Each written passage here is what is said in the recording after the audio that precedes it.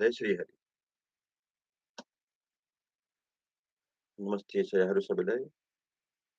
म हरिवंश पुराण पहिला सुरु गर्छु अनि यहाँहरूसँग टिकटकमा बस्नेछु साथीहरू सबैसँग यहाँहरूलाई वेलकम गर्दै यहाँहरूलाई लाइभमा आइदिनु भएकोमा धन्यवाद दिँदै म यो पुराणको कार्यक्रमलाई अगाडि बढाउँछु साथीहरू। अब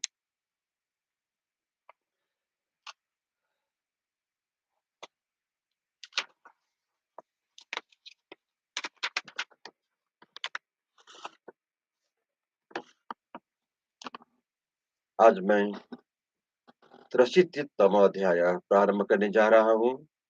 सरी यो किताब हिन्दीमा भएकोले म हिन्दीमै भनिरहेको छु। घण्टा कर्णद्वारा भगवान श्री कृष्ण को उपहार समर्पण।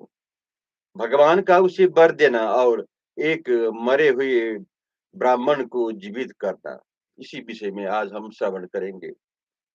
वैशंपायन जी कहते हैं, जन्मेजय पुनः विकट अट्टहास और यथाशक्ति नृत्य करके वह पिशाच तुरंत ही एक मारे गए ब्राह्मण का शव लेकर आया। केशव की युक्त उक्त महाघोर मांस के दो टुकड़े करके एक टुकड़े को देकर लेकर उसने यत्न पूर्वक जल से धोया। तत्पश्चात उसे एक सुंदर पात्र में रखकर देवेश्वर जनार्दन को नमस्कार करके वह हाथ जोड़ प्रणत भाव से खड़ा हो गया और इस प्रकार बोला, जगन्नाथ प्रभु, यह भक्ष्य आपके योग्य है, इसे ग्रहण कीजिए। जगदीश्वर, हरे, आप जैसे प्रभुओं को भक्ति की यह भेंट संपूर्ण हृदय से स्वीकार करनी चाहिए। विष्णु, हम भक्ति भाव से आपके प्रति विनम्र है। इस विषय में आपको कोई अन्यथा विचार नहीं करना चाहिए। हरे, भक्ति भाव से विनीत होकर सेवक ने जो वस्तु अर्पित की है उसे स्वामी को अवश्य ग्रहण करना चाहिए। यह तुरंत मारा हुआ संस्कार संपन्न भक्षण करने योग्य ब्राह्मण का उत्तम सब है। शास्त्रों में हम पिशाचों के लिए इसके भोजन का विधान ही है ही। अतः भगवान, यदि कोई दोष न हो तो आप इसे ग्रहण करें। ऐसा कहकर पुनः विकट अट्टहास करके उसने इच्छानुसार वह सबका न छूने योग्य टुकड़ा उस समय भगवान को देने की इच्छा की। इससे भगवान श्री कृष्ण उस पर बहुत प्रसन्न हुए। उन्होंने मन ही मन उसकी प्रशंसा करते हुए कहा, अहो, इसके मन में मेरे प्रति सर्वत्र स्नेह और करुणा विद्यमान है। मन में ऐसा सोचकर यदुकुल तिलक श्री कृष्ण ने उससे कहा, कच्चा मांस खाने वाले पिशाच, सर्वत्र इस मांस का ही उपयोग या समर्पण व्यर्थ है। जिसे तुम ब्राह्मण का उत्तम सब बता रहे हो, यह मुझ जैसे लोगों के लिए छूने योग्य भी नहीं है।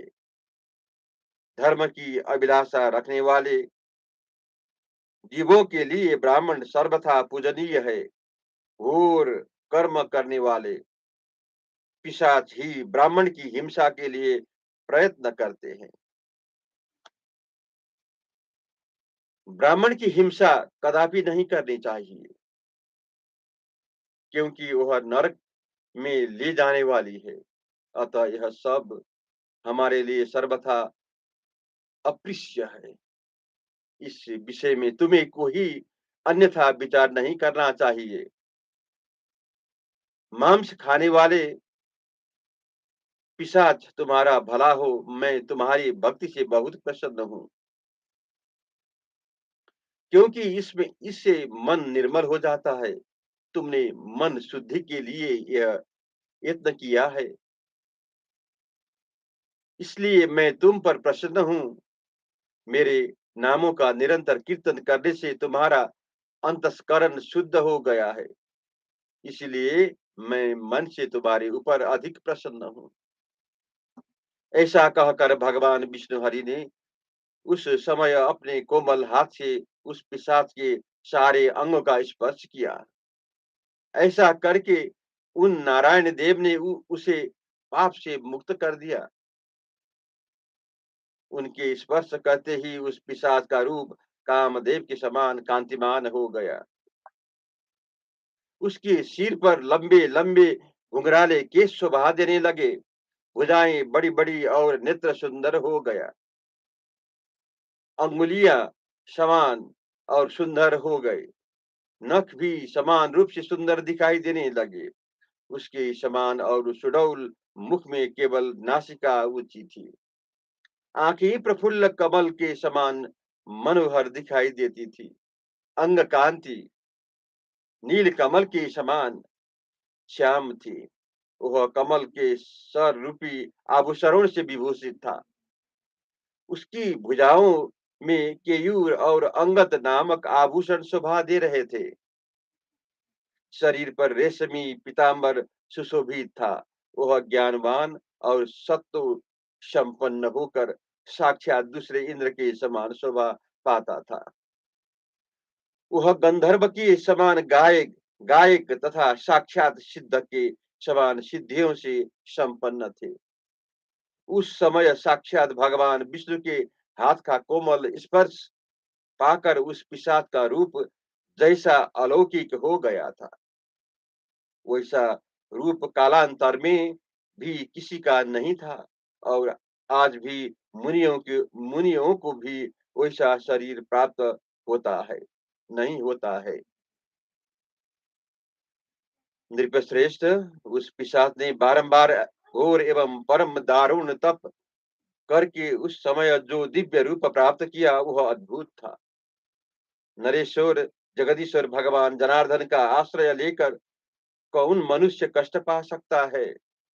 उसका सर्वत्र कल्याण ही होता है। गोपाल, जो प्रतिदिन उन भगवान का ध्यान, स्तोत्र पाठ अथवा जप अथवा मंत्र जप करता है, उसे कौन सी वस्तु सुलभ नहीं है। तब दूसरे कामदेव के समान खड़े हुए घंटा कर्ण से भगवान ने इस प्रकार कहा, जब तक इंद्र रहेंगे तब तक स्वर्गलोक में तुम्हारा अक्षय निवास बना रहेगा। तब तक तुम मेरे शासन में स्वर्ग में ही रहो, अन्यत्र नहीं। इस इंद्र के बदल जाने पर तुम स्वर्ग से ऊपर उठकर मेरा सायुज्य प्राप्त कर लोगे। यह जो तुम्हारा भाई है, यह भी जब तक इंद्र रहेंगे तब तक स्वर्गीय सुख का उपभोग करेगा। तुम्हारा कल्याण हो। तुम्हारे मन में जो कामना हो उसके अनुसार को ही वर मांगो। मैं सर्वत्र सब कुछ दे सकता हूँ। इस विषय में कोई अन्यथा विचार नहीं करना चाहिए। घंटा करना बोला, देव जनार्दन, जो अपने मन को संयम में रखकर हम दोनों के इस समागम के प्रसंग का स्मरण करे, उसकी आपके प्रति अविचल भक्ति हो। हरे, उसके मन की शुद्धि हो जाए, उससे मलिनता तथा न रह जाए, उस पुरुष के मन का सारा कलुष्य मिट जाए, यह मेरा वर है।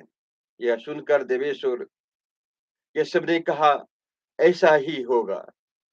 अब तुम स्वर्ग को जाओ, इंद्र के अतिथि बनो। इंद्रदेव तुम्हारी प्रतीक्षा में खड़े हैं।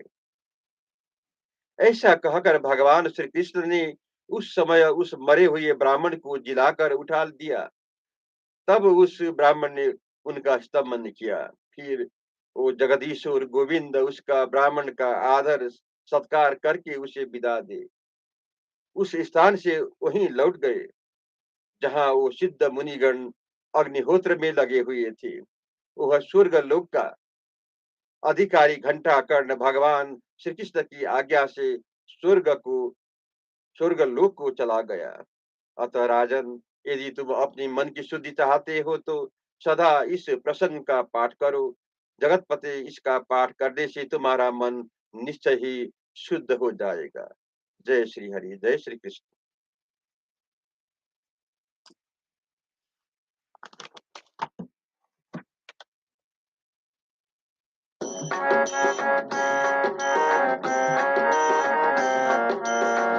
नाथ नारायण वसुदेव, श्री कृष्ण गोविंद हरे मुरारे। नाथ नारायण वसुदेव, एकमात्र स्वामी सखा हमारे। एकमात्र स्वामी सखा हमारे। दास नारायण वासुदेवा श्री कृष्ण गोविंद हरे मुरारी दास नारायण वासुदेवा श्री हरि शरणं प्रभु हरि